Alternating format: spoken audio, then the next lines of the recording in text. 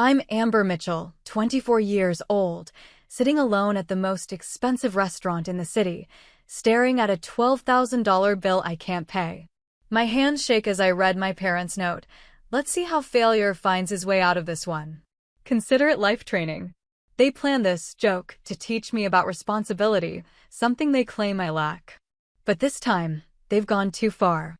The leather check holder feels like it weighs 1,000 pounds as I struggle to breathe. If you're watching this, let me know where you're viewing from and hit that like and subscribe button to follow my journey from this humiliating moment to the unexpected path it led me down. Growing up in the Mitchell household meant living under a microscope. My parents, Lauren and Jason Mitchell, built their real estate empire from scratch, turning a small investment into a multi-million-dollar business within a decade. Their success story was impressive, but it cast a long shadow over my childhood.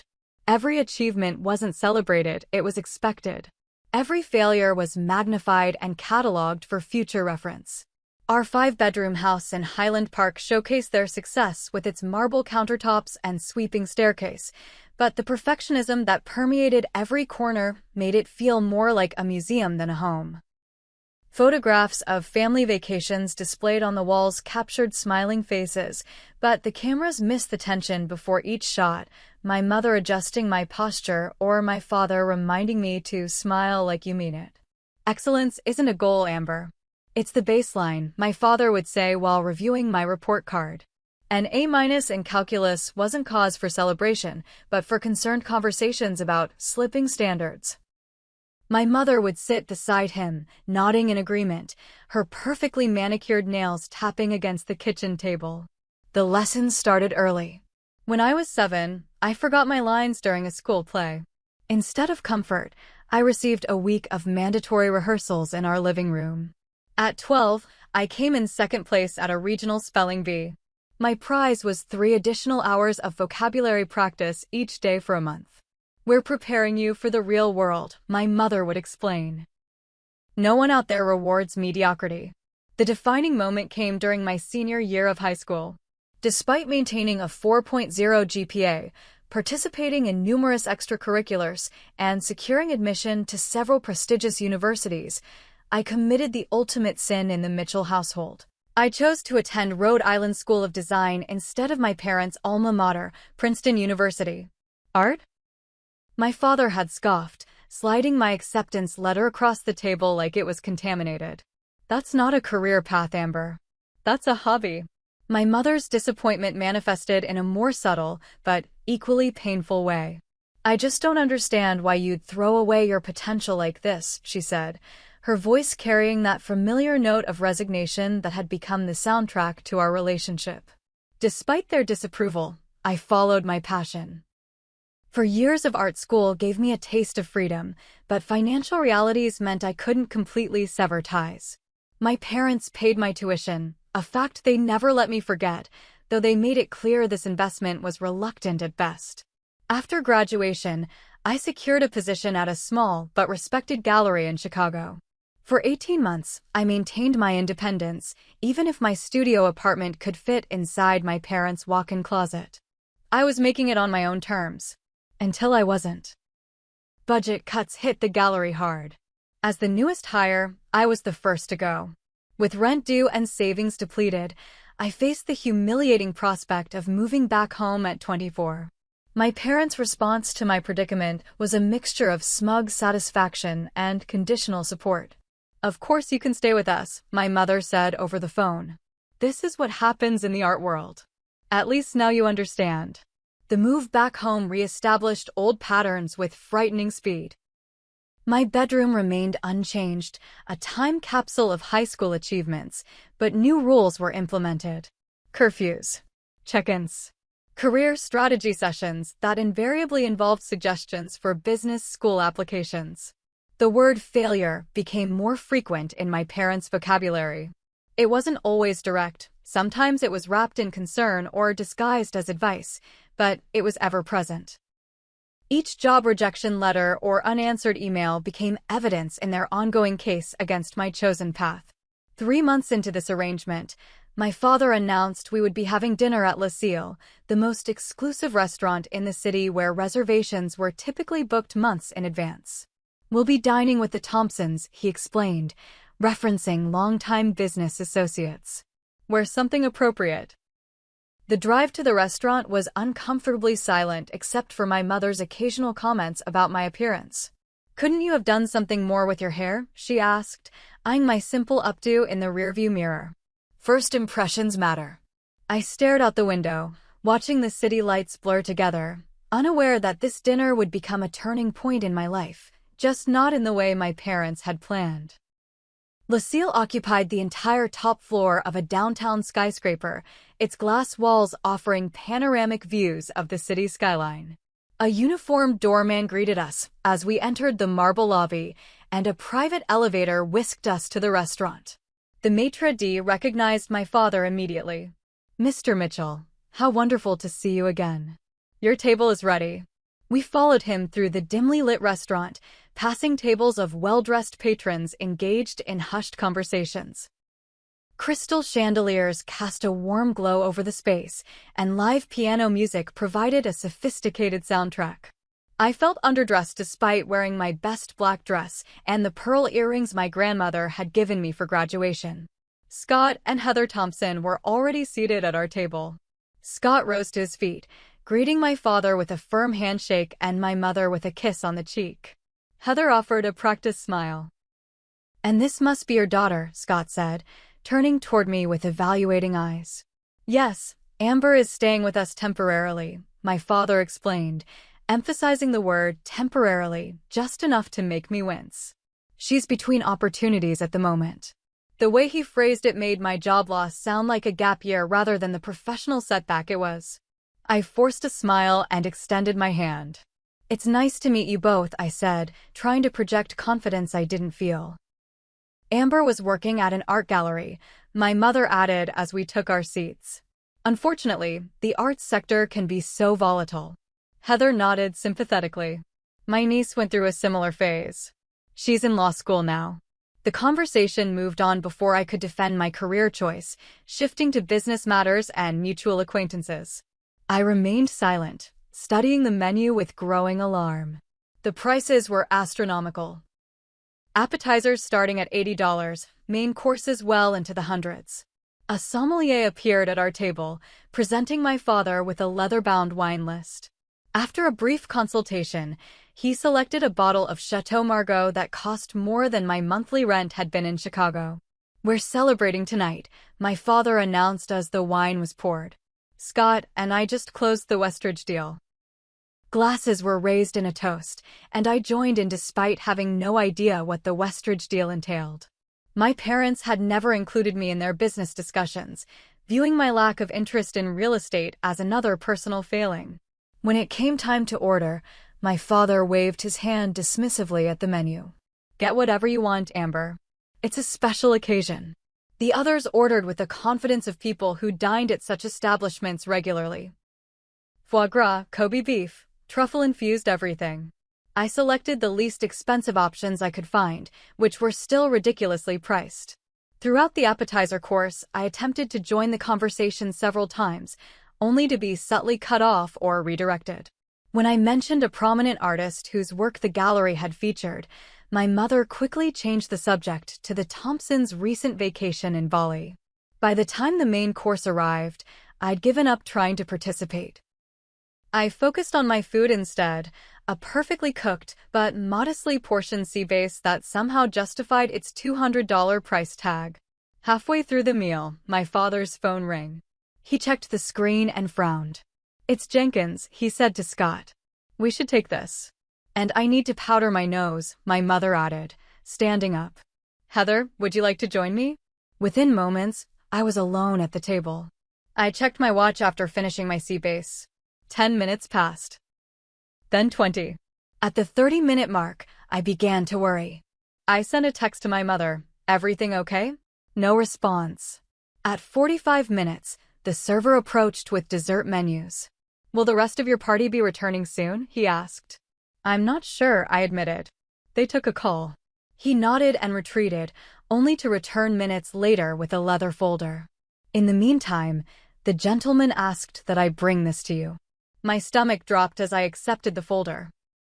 Inside was the bill, a single sheet of paper with a number that made me gasp: $12,459.87.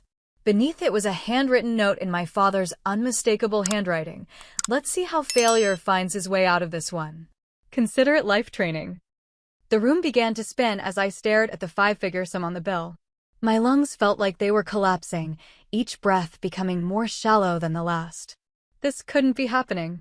Even for my parents, this level of cruelty seemed unimaginable.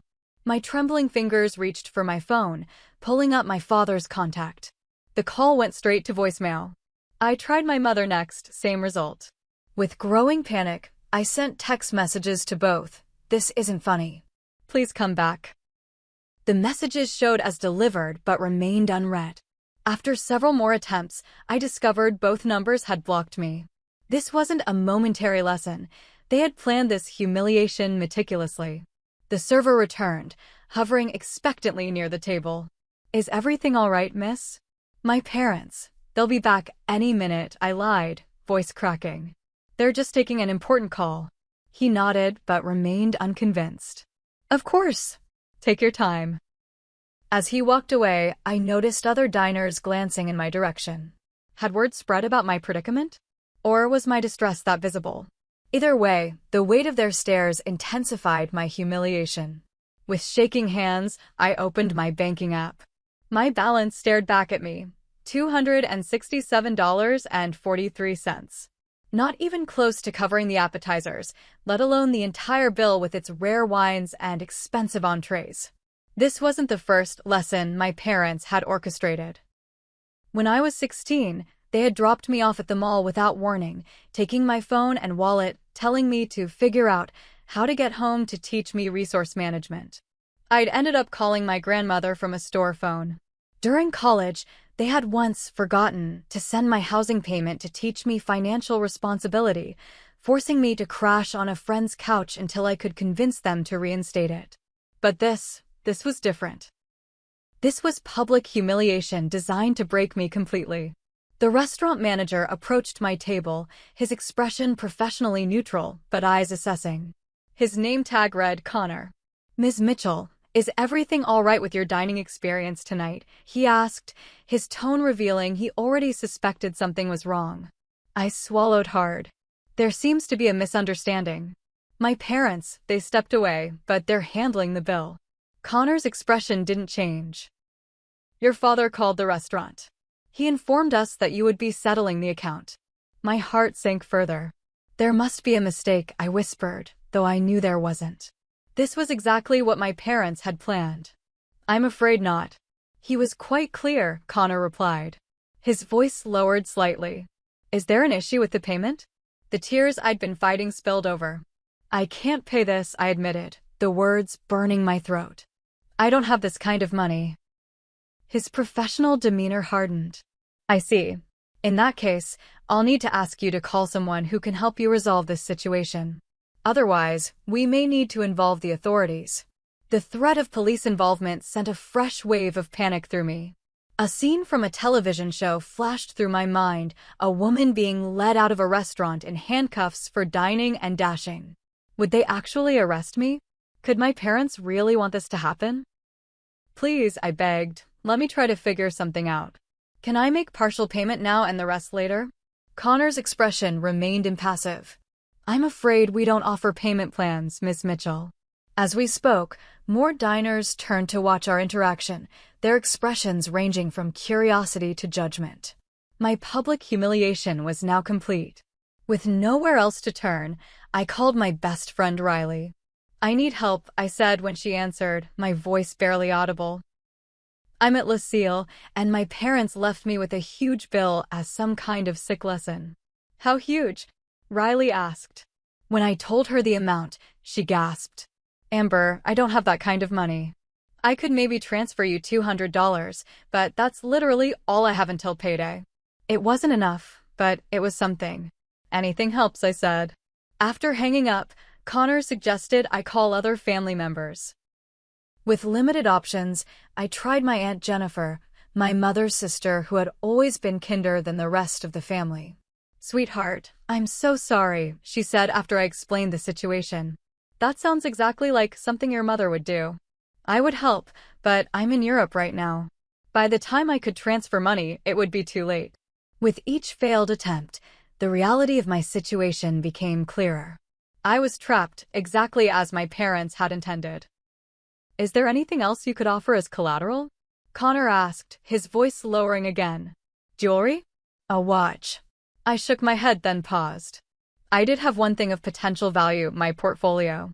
I'd brought it to dinner hoping to show my parents my recent work, a pathetic attempt to earn their approval yet again. "I have my artwork," I said hesitantly. "Original pieces. They're worth something." Connor raised an eyebrow but gestured for me to show him. I retrieved the leather portfolio from beside my chair and carefully opened it on the cleared table. Inside were my best pieces, detailed urban landscapes with hidden elements that revealed themselves only upon close inspection. To my surprise, Connor's professional facade cracked slightly as he examined the first piece. "These are quite good," he said, studying the intricate details of a cityscape at dusk. "You did these?" I nodded, a tiny flicker of pride momentarily displacing my panic. "I specialized in urban architectural art at RISD, Rhode Island School of Design," he asked, looking up with new interest. "That's where my brother studied." For the first time that evening, someone was actually seeing my work, really seeing it, rather than dismissing it as a hobby or phase. Connor carefully examined each piece, asking questions about my technique and inspiration that revealed he knew more about art than I would have expected from a restaurant manager. "Did you ever exhibit at the Kingston Gallery?" he asked. "Some of your work reminds me of a show I saw there last year." The conversation about my art provided a brief respite from my crisis, a small validation I hadn't realized how desperately I needed. For a moment, I wasn't a failure sitting alone with an unpayable bill. I was an artist discussing my work with someone who actually appreciated it. As Connor continued examining my portfolio, I felt a strange shift in the dynamic between us.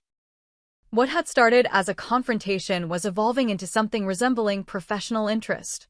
"Have you considered selling these?" he asked, carefully returning a detailed piece to my portfolio. "I've sold a few smaller works," I admitted, "but nothing significant yet. The gallery I worked for was going to feature some of my pieces before they had to let me go." Connor nodded thoughtfully. "My brother Tyler owns a small gallery downtown. He focuses on emerging artists." He hesitated, then added, "Would you mind if I called him? He might be interested in your work." Hope flickered faintly. "That would be amazing, but would he come tonight?" I'm still facing this immediate problem. I gestured to the bill that still sat ominously on the table. "Let me call him," Connor said, stepping away to make the call in private. While waiting, I tried Riley again, who confirmed she had transferred the $200 she promised. It was a drop in the bucket compared to what I owed, but it was something. I thanked her profusely. "What did your parents think would happen?" she asked, anger evident in her voice. "Did they expect you to magically produce $12,000? "I think they expected me to call them begging for help," I replied, the realization dawning on me. "To admit I'm a failure and that I need them. This is about control." Riley's response was immediate and fierce. "Screw that. Don't give them what they want." Her words strengthened my resolve. I would find another way out of this situation, any other way, before calling my parents. Connor returned 15 minutes later. "Tyler's on his way," he said. "He's intrigued by my description of your work. But I should be upfront. Even if he's interested, he probably won't be able to cover the entire bill immediately." "I understand," I said, grateful for even this sliver of hope. While we waited for Tyler, I noticed an elderly couple at a nearby table watching our interaction with undisguised interest. The woman whispered something to her husband, who nodded before standing up and approaching our table. "Excuse me," he said, his voice gentle but firm. "I'm Frank Wilson, and that's my wife Doris. We couldn't help overhearing some of your predicament." Embarrassment flooded me anew. "I'm so sorry to disturb your dinner," I began, but he waved away my apology. "Young lady, we've been coming to this restaurant for 30 years, and I've never seen such a disgraceful situation," he said. For a moment, I thought his criticism was directed at me, until he continued, "What kind of parents would do such a thing to their child?" The unexpected alliance brought fresh tears to my eyes. Frank turned to Connor. "I'd like to speak with the owner about how this establishment is handling the situation." Connor straightened. "Mr. Wilson, I assure you we're trying to find a resolution that works for everyone." "Are you?"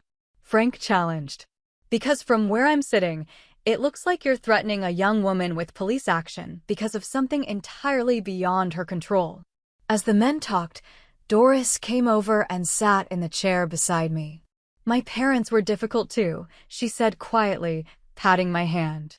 "Not quite this dramatic, but they never believed I could succeed on my own terms." "How did you handle it?" I asked. "I left," she said simply. "Built my own life. It was the hardest and best decision I ever made." She nodded toward Frank. "Met him 2 years later. He saw value in me that my family never did." Their unexpected kindness was overwhelming.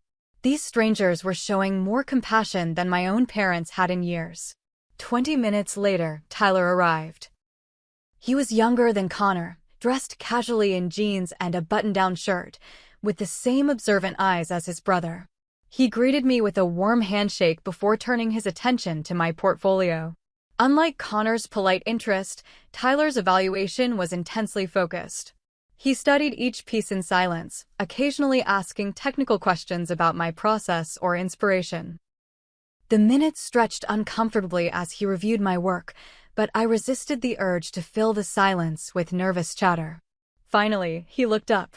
"These are excellent," he said. "Particularly this series." He pointed to my urban nightscapes, a collection I'd created during my final year at RISD. There's something reminiscent of Edward Hopper, but with a modern architectural perspective that feels fresh. His specific, thoughtful feedback was validation I hadn't realized I was starving for. It wasn't the vague, very nice comments I'd received from family friends or the dismissive, interesting hobby remarks from my parents. This was a professional acknowledging my work on its artistic merits. "I'd like to feature these in my gallery," Tyler said. "And I'm prepared to purchase 2 pieces outright tonight." My heart raced. "How much are you offering?" I asked, trying to keep my voice steady. The figure he named wasn't enough to cover the entire bill, but combined with Riley's contribution and what little I had in my account, it would make a significant dent. Relief washed over me, quickly followed by a new worry. "But these are some of my best pieces," I said. "I was hoping to build my portfolio with them." Tyler smiled.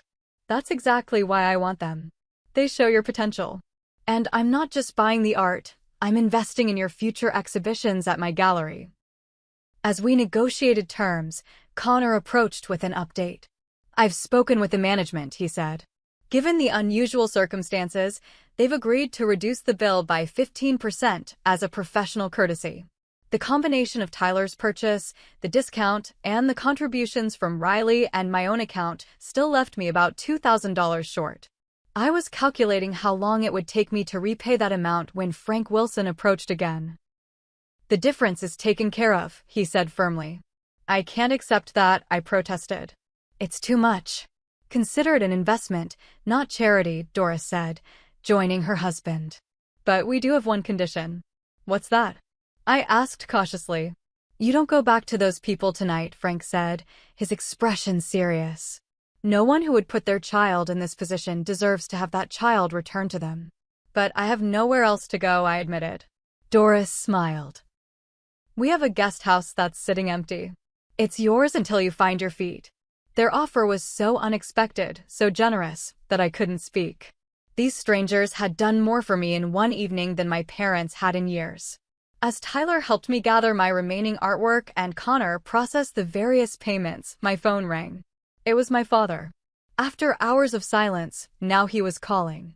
My hand hovered over the screen, tempted to ignore it as they had ignored me. But something inside me needed closure. I answered. So, my father's voice came through, smug and expectant. "Did you learn your lesson?" "Did I learn my lesson?" I repeated, my voice steadier than I expected. "Yes, but probably not the one you intended. There was a pause on the other end of the line. What does that mean? How did you pay the bill? I sold my art, I replied, unable to keep a note of pride from my voice. 2 pieces, actually. His scoff was immediate and predictable. Don't be ridiculous. Who would buy your little drawings for that kind of money? The dismissal that would have crushed me hours earlier now strengthened my resolve. Someone who actually understands art, unlike you. And I'm not coming home tonight. Don't be dramatic, Amber, my mother's voice cut in. They had me on speakerphone. You're overreacting to a simple lesson in responsibility. A simple lesson? I echoed in disbelief. You left me with a $12,000 bill and blocked my calls. There's nothing simple about that. Where exactly do you think you're going to go? My father demanded, his tone shifting from smug to concerned as he realized his plan wasn't working out as expected. I looked at Frank and Doris, who were watching me with encouraging smiles, and at Tyler, who was carefully packing my remaining artwork into my portfolio. Even Connor, who had started as an adversary, now seemed firmly in my corner. I have options, I said simply. Goodbye. I ended the call before they could respond and turned off my phone completely. The simple act of disconnecting from them felt like removing a weight I'd carried for years. Tyler finished securing my portfolio and handed it to me. I meant what I said about featuring your work, he said. But I'd like to offer you something else as well. My gallery assistant left last month for graduate school. The position is part-time, but it includes studio space. The offer stunned me. You're offering me a job? You barely know me. I know your work, he countered. And I know talent when I see it. The rest we can figure out as we go. As we finalized the details of both the art sale and the potential job, other diners who had witnessed the evening's events stopped by our table. A marketing executive handed me her card, mentioning her firm sometimes commissioned original artwork for their clients. A retired art teacher praised the technique in my cityscape series and asked if I offered workshops. What had begun as one of the most humiliating experiences of my life was transforming into an unexpected networking event. The very public nature of my parents' lesson had created an audience for my art and my story. When all the payments were processed and the bill finally settled, I found myself standing outside the restaurant with Frank and Doris, Tyler, and, surprisingly, Connor, who had ended his shift. You're welcome to stay with us as long as you need, Doris reiterated, giving me their address and a spare key. The guest house has a separate entrance, so you'll have your privacy. I can't thank you enough, I said, still overwhelmed by their kindness. Sometimes family is who you find, not who you're born to, Frank said, squeezing his wife's hand. We never had children of our own, but we've adopted quite a few strays over the years. Tyler offered to drive me to my parents' house to collect my belongings. I'll wait in the car if you want, he said, or I can come in for moral support. Just wait outside, I decided. This is something I need to do myself. The drive to Highland Park was quiet, giving me time to process the evening's events. My phone, which I'd turned back on, buzzed continuously with texts and calls from my parents, but I ignored them all. I would face them on my terms now. When we arrived, I asked Tyler to wait 30 minutes before coming to check on me. If I'm not up by then, call me. If I don't answer, then maybe worry. He nodded, understanding the seriousness beneath my attempt at humor. The house was ablaze with lights as I approached, suggesting my parents were anxiously awaiting my return. I used my key for what I knew would be the last time and stepped into the foyer. My mother appeared immediately, her carefully composed expression betrayed by the tension around her eyes. Amber, thank goodness. We were worried sick. Were you? I asked, moving past her toward the stairs. That's an interesting way to show concern. My father emerged from his study. Now listen here. I cut him off. No, you listen. I'm here to get my things, and then I'm leaving. Their shock was evident as I climbed the stairs to my bedroom. They followed, protests and justifications flowing. The lesson was for my own good. I needed to learn self-reliance. They were just trying to help me grow up. I tuned out their voices as I packed, taking only what was truly mine, my clothes, my art supplies, a few cherished books, and the quilt my grandmother had made me. I left behind the expensive watch they'd given me for graduation, the designer clothes they'd insisted I needed, all the trappings of the life they'd chosen for me. When my bags were packed, I faced them one last time in the hallway. "You wanted to teach me a lesson about surviving on my own? Congratulations. Lesson learned." "Where will you go?" my mother asked, her voice smaller now, perhaps finally realizing the magnitude of what they'd done. "Somewhere I'm valued for who I am, not punished for who I'm not," I replied. My father's face hardened. "You're making a mistake. Without us, you have nothing." I thought of Tyler waiting outside with my portfolio and a job offer. Of Frank and Doris and their guest house. Of Riley and her unfailing friendship. Of Connor and his unexpected support. "You're wrong," I said simply. "Without you, I finally have myself." I walked out the door without looking back, tears streaming down my face. Not from sadness, but from the overwhelming relief of finally breaking free. Tyler was waiting exactly where I'd left him, engine running and radio playing softly. He didn't ask questions when I loaded my bags into his car, just gave me a reassuring nod as I buckled my seatbelt. "Ready?" he asked. I glanced back at the house where I'd grown up, at the front door still standing open with my parents silhouetted in the light. "More than ready," I confirmed. The guest house behind Frank and Doris's Victorian home was charming, a converted carriage house with exposed brick walls and large windows that would provide excellent natural light for painting. They showed me around with genuine excitement, pointing out the fully stocked kitchen and the small garden space outside my door. "We use it for visiting family mostly," Doris explained, "but no one's expected until Thanksgiving." "This is too generous," I protested again. "At least let me pay rent or help around your property." Frank waved away my concerns. "We'll discuss details later. Tonight, you need rest."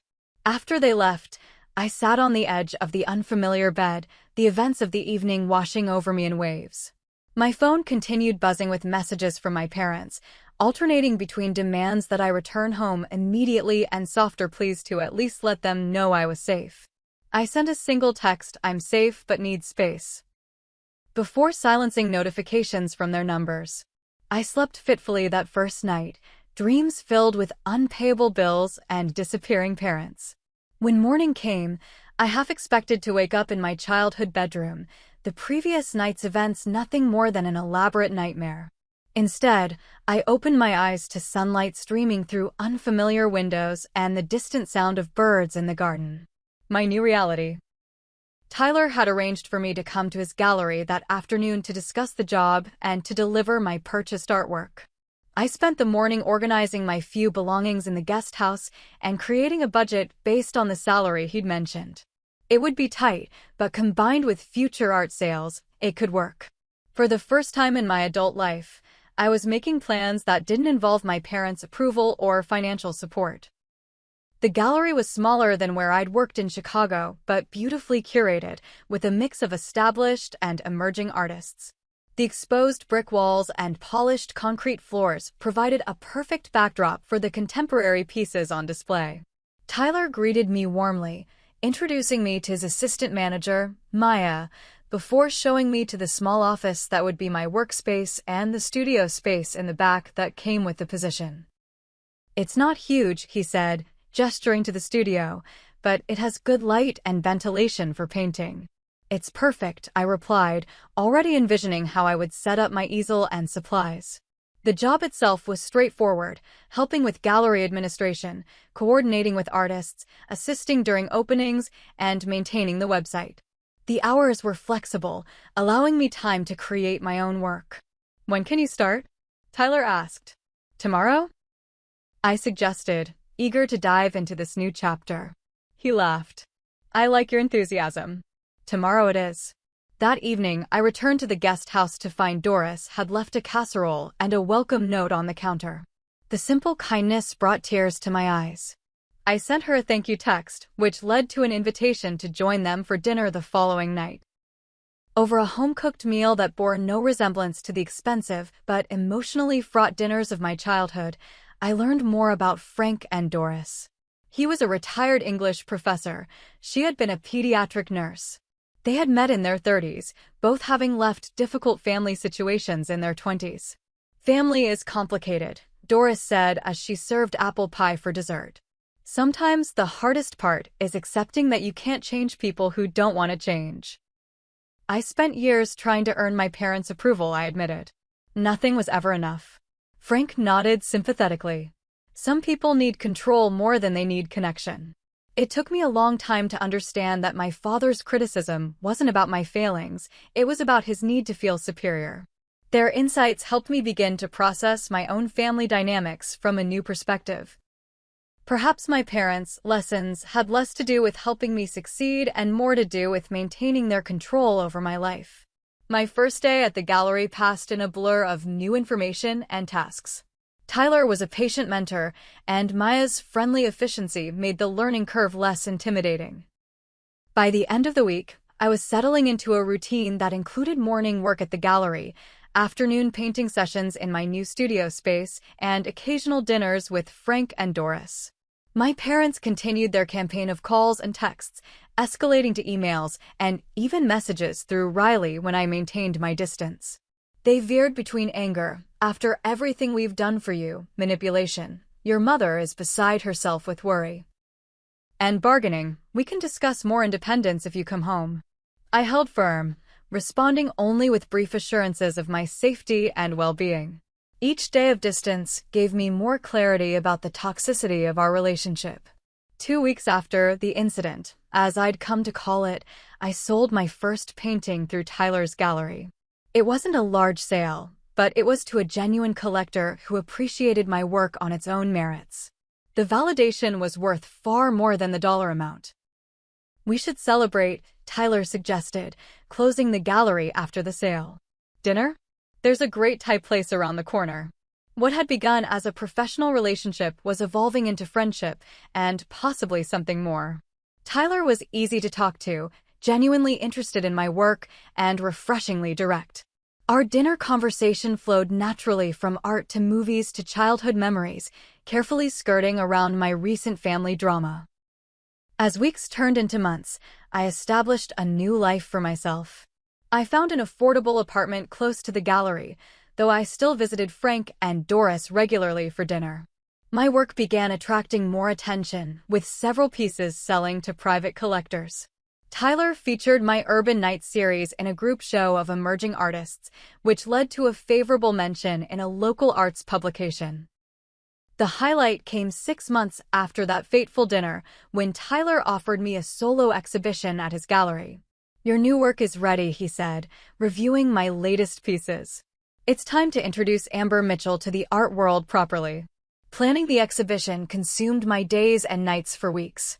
I created new pieces to complement my existing work, developing a cohesive collection that told the story of urban isolation and unexpected connection.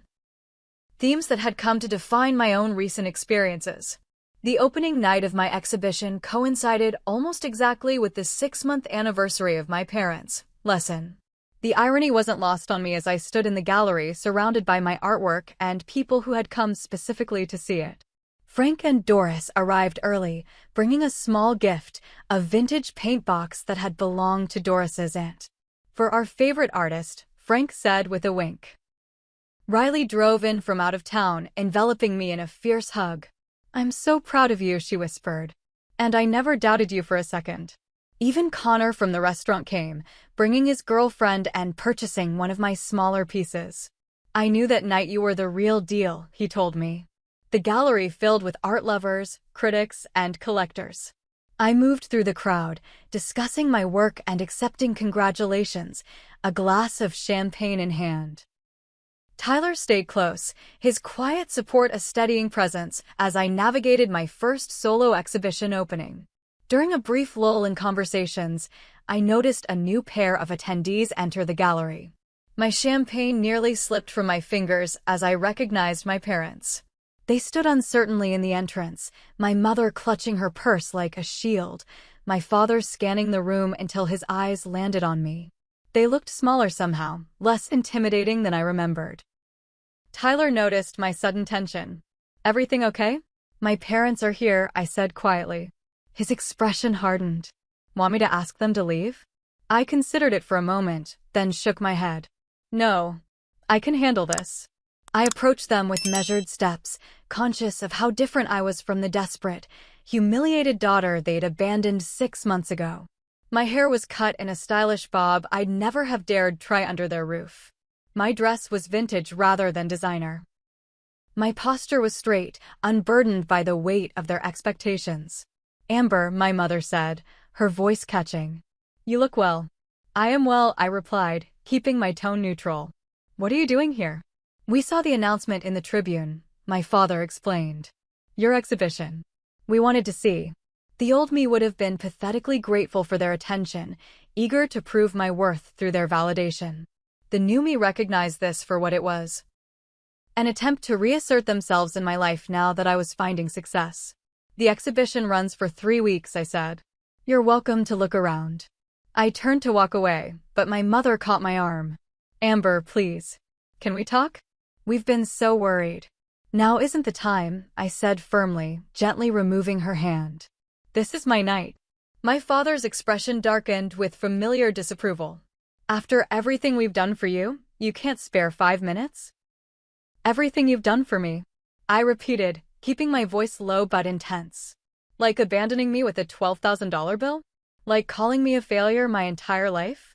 Like treating my passion as a hobby and my independence as a personal insult? He had the grace to look uncomfortable. We were trying to teach you responsibility. No, I corrected him. You were trying to break me so I'd come crawling back. But instead, you set me free. I gestured to the gallery around us. This is who I am. Not your failure, not your project. Just me, succeeding on my own terms. A nearby collector caught my attention, waving me over to discuss a potential purchase. I gave my parents a polite nod. Enjoy the exhibition. Or don't. Either way, this is happening without your approval. As I walked away, I felt a weight lift from my shoulders. They no longer had the power to define my worth. Whatever relationship we might rebuild in the future, if any, would be on equal terms, not as disappointed parents and failing child. The exhibition was a success beyond my expectations. I sold 15 pieces that night, including my centerpiece to a prominent local collector. Tyler couldn't stop grinning as he tallied the sales. This is just the beginning, he promised. My parents left without purchasing anything or speaking to me again. I spotted them studying my work, my father's expression unreadable, my mother dabbing at her eyes with a tissue. Part of me hoped they finally really saw me, through my art. Another part recognized that their approval was no longer necessary for my happiness. As the last guests departed and Tyler locked the gallery doors, he turned to me with a smile. How does it feel to be a successful artist, Amber Mitchell? I returned his smile, thinking of the long journey from that restaurant table to this moment. It feels like coming home, I replied. To myself. 6 months after my first solo exhibition, life had settled into a rhythm I could never have imagined on that fateful night at Lucille. My work continued to gain recognition in local art circles, with 3 more pieces selling to the same collector who had purchased my centerpiece. I had moved from part-time to full-time at Tyler's gallery, balancing administrative work with my own creative pursuits. The guest house behind Frank and Doris's home had given way to a small but charming apartment above a bookstore in the arts district. My space was filled with light and plants, canvases in various stages of completion leaning against the walls. For the first time in my life, I was truly independent, financially, emotionally, and creatively. My relationship with Tyler had evolved too, from professional to personal. We moved cautiously at first, both aware of the complications that could arise from mixing business with pleasure. But our shared passion for art and authentic connection made the transition feel natural. I have something to show you, Tyler said one evening as we closed the gallery. A surprise. He led me to a previously empty wall in the main exhibition space where a new sign had been installed, coming soon, Urban Reflections, new works by Amber Mitchell. Another solo show? I asked, stunned by the prime placement and timing, just a year after my first exhibition. You've earned it, he said simply. Your new series is your strongest work yet. The validation of my art, not from parents or professors, but from someone who truly understood the art world, still felt surreal. Each small success helped rebuild the confidence that years of parental criticism had eroded. As preparations for the new exhibition began, an unexpected email arrived from Zach Forrester, a former classmate from RISD who had gone on to become a respected art critic for several online publications. He was in town reviewing exhibitions and had seen the announcement for my upcoming show. "Would love to catch up and preview your new work," he wrote. "Your last exhibition generated quite a buzz." Seeing him again after nearly 3 years was both strange and comforting. We had been close in college, not quite dating but more than casual friends, before life pulled us in different directions after graduation. He visited the gallery during off hours, and we spent the afternoon discussing my new urban series and his recent writing projects. "Your work has evolved dramatically," he observed, studying a large canvas depicting a rain-soaked cityscape at dusk. "There's a confidence in these pieces that's compelling." "A lot has changed," I admitted, giving him a condensed version of the past year's events. His expression darkened as I described my parents' lesson at the restaurant. "That's beyond teaching a lesson, Amber. That's emotional abuse." No one had used that term before, and hearing it spoken aloud was jarring. I had called their actions cruel, manipulative, and controlling, but abuse felt both too strong and eerily accurate. "I'm still processing everything," I said. "Some days I'm angry. Some days I just feel relieved to be free." Zach stayed in town longer than planned, attending gallery events and joining Tyler and me for dinners. His perspective as both an old friend and a professional critic provided valuable feedback on my new work. More importantly, reconnecting with someone who had known me before, someone who remembered my early artistic struggles and triumphs, helped bridge the gap between my past and present selves. What began as a professional reunion evolved into something more as Zach extended his stay. Tyler, ever perceptive, noticed the chemistry between us before I fully acknowledged it myself. "You and Zach have history," he observed one evening after Zach had left our dinner early to finish a review. "We were close in college," I admitted. "Nothing serious ever happened, but there was always something there." Tyler nodded thoughtfully. "I see the way he looks at your work, and at you." His smile was genuine if a little sad. Sometimes timing is everything. Our conversation that night led to a gentle, mutual decision to return to being friends and colleagues. Tyler remained my strongest professional advocate and a trusted friend, while my relationship with Zach deepened into something neither of us had been ready for during our college years. 2 weeks before my second exhibition opening, as Zach and I were discussing which pieces to highlight in the show, my phone rang with my parents' number. I had maintained minimal contact with them since the night of my first exhibition, occasional text messages and one brief, awkward lunch that had ended with my father questioning the sustainability of an art career. "I should take this," I said to Zach, who nodded and stepped away to give me privacy. "Hello," I answered, bracing myself. "Amber." My mother's voice sounded strained. "We just heard from the Prestons that you have another exhibition coming up." Of course, they hadn't learned about it directly from the gallery announcements I knew they received or the local arts publications.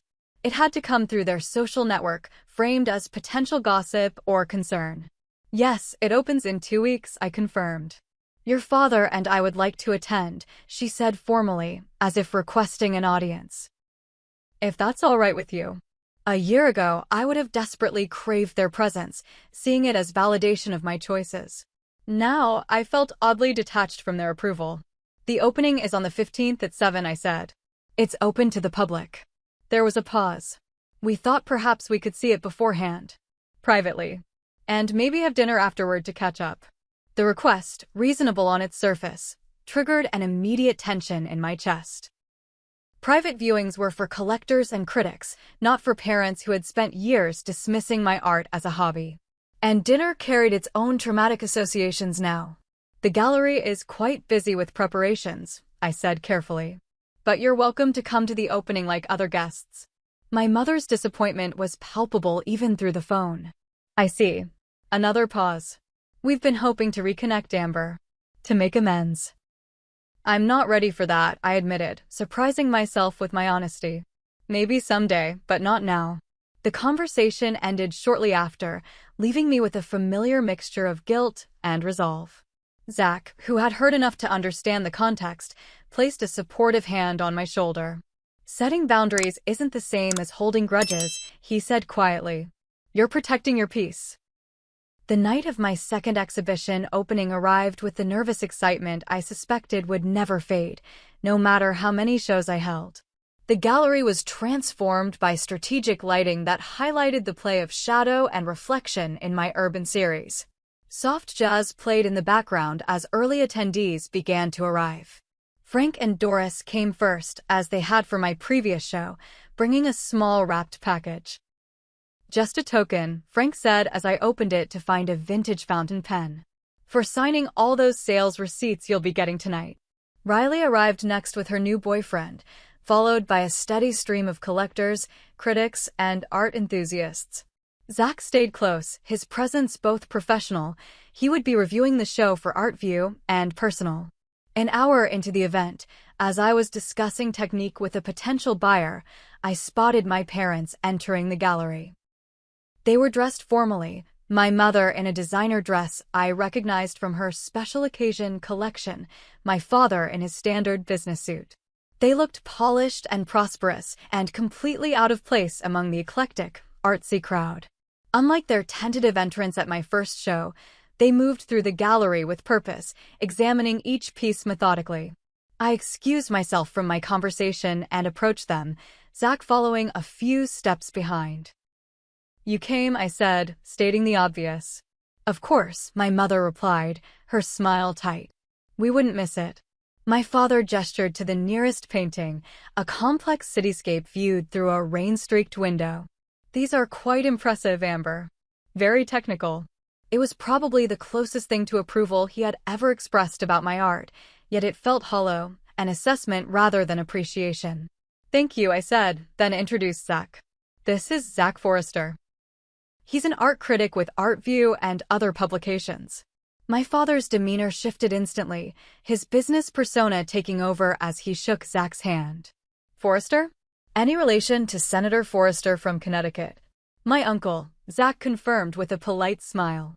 The revelation that I was dating someone with connections to a political family visibly elevated my stock in my father's estimation. His subsequent questions focused on Zach's background and family rather than his work or our relationship. I excused myself to speak with other guests, leaving Zach to navigate my parents' suddenly enthusiastic interest. Throughout the evening, I noticed them working the room as if it were one of their business functions, introducing themselves as Amber's parents to key collectors and gallery owners. When they approached me again near the end of the night, my father's expression had the familiar calculation I recognized from childhood. He was reassessing my value now that my art showed commercial potential and my boyfriend had valuable connections. We're very proud of what you've accomplished, he said, his tone suggesting he was claiming partial credit for my success. We always knew you had potential. The comment that would once have filled me with pathetic gratitude now rang hollow. Did you? I asked quietly, because I remember being called a failure more than anything else. My mother flinched. Amber, that's not fair. We pushed you because we believed in you. No, I corrected her gently but firmly. You pushed me because you wanted me to be a reflection of your success, not my own person. My father's expression hardened. After everything we've provided, your education, your upbringing. I'm grateful for the privileges I had, I interrupted, keeping my voice level. But material support doesn't make up for emotional abandonment. Or for publicly humiliating your daughter to teach her a lesson. Other guests were beginning to notice our tense conversation. Tyler approached smoothly, exhibition catalog in hand. Mr. and Mrs. Mitchell, have you seen the write-up of Amber's work? The critics have been extremely positive. His intervention gave me a moment to compose myself. When my parents turned back to me, I spoke before they could. I'm building my own life now, I said. If you want to be part of it, it has to be on new terms. Not as the directors of my life, but as people who respect my choices and my work. The gallery was emptying, the opening night winding down. Tyler announced the final call for questions and purchases. My parents stood awkwardly, caught between their desire to maintain appearances and their frustration at my newfound boundaries. "Perhaps we could have lunch next week," my mother suggested tentatively. "Just to talk." It was a small opening, neither an apology nor an acknowledgement of past wrongs, but it was something. "I'll check my schedule," I said, not committing but not refusing. They left shortly after, purchasing one small piece from the exhibition, more, I suspected, to save face than from genuine appreciation. Their validation, once so desperately important to me, now felt like an afterthought. As the last guests departed and Tyler's staff began cleaning up, I found myself standing before my centerpiece with Zach beside me. The large canvas depicted a solitary figure walking away from a brightly lit building toward a cityscape full of possibility and unknown adventures. "You know," Zach said thoughtfully, "when we were in school, your work was technically brilliant but cautious. Now there's a boldness, an emotional honesty that's transformed your technique." "Pain is a powerful teacher," I replied, studying the painting that had unconsciously captured my own journey. "So is freedom," he countered, taking my hand. The exhibition was a commercial and critical success, with most pieces selling within the first week. Zach's review highlighted the emotional authenticity and technical evolution of my work, positioning me as an emerging artist to watch. Tyler began discussions about a more permanent arrangement with the gallery, including dedicated studio space and regular exhibitions. A month after the opening, I signed the lease on my first true studio, a light-filled loft in an old factory building converted for artists. As I arranged my easels and supplies in the space that was entirely my own, I reflected on the extraordinary journey of the past year. The cruel joke my parents had played, abandoning me with an unpayable bill to teach me a lesson about failure, had instead taught me the most valuable lessons of my life: that I was stronger than I knew, that genuine connection could be found in unexpected places, and that true success came from being authentically myself, not from meeting others' expectations. I opened the windows of my studio, letting in the spring breeze, and set a fresh canvas on my easel. Outside, the city sprawled in all its complex beauty. Inside, I was finally home.